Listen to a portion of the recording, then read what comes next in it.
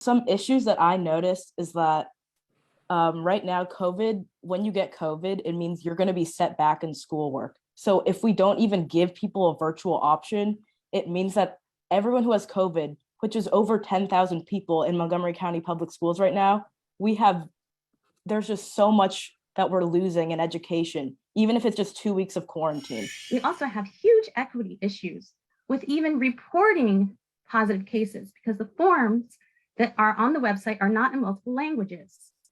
Not everyone have access to the form.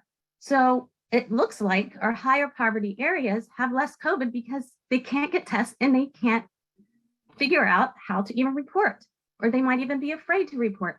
We just need a plan. We need to do a better job. And I hope that the people here that are in charge of this county can help that happen. During our last experience of virtual learning, my own child had suicidal thoughts and was diagnosed with depression.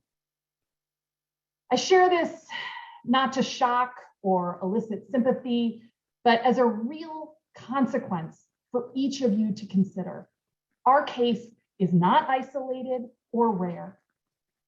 Imagine how the words, "I don't want to be here anymore," would hit you in your heart, in your gut as a parent. We must use our own sick leave, take unpaid leave, or quit. We are seeing that across the board. In my case, I'm using sick leave that I don't have a lot of, but I need to do this in order to protect myself. I have provided ample evidence that I'm qualified under the ADA, but MCPS continues to deny me.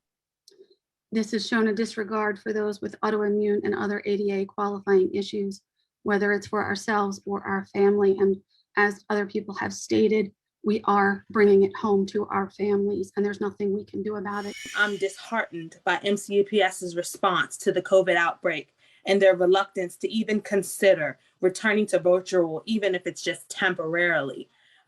My daughter, who works in MCPS adjacent as a care provider, contracted COVID from a student.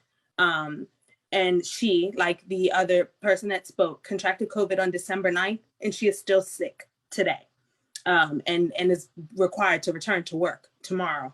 There's a teacher shortage. There's a bus driver shortage. There's so much going on here that we have to figure out a better way to respond to this. In my opinion, school closure is the greatest COVID risk that our kids and this community face today. I believe that healthy kids and staff should be in school. I believe that school is essential. And I also believe that the schools are not islands. School is not an island. In school is the safest place for students and staff.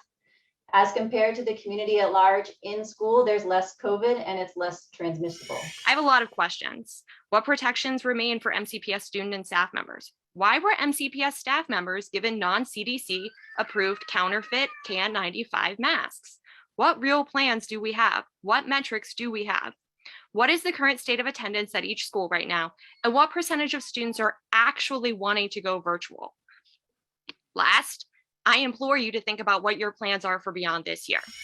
Information is key. To stay informed on what's happening in Montgomery County, like, share, and subscribe to our channel.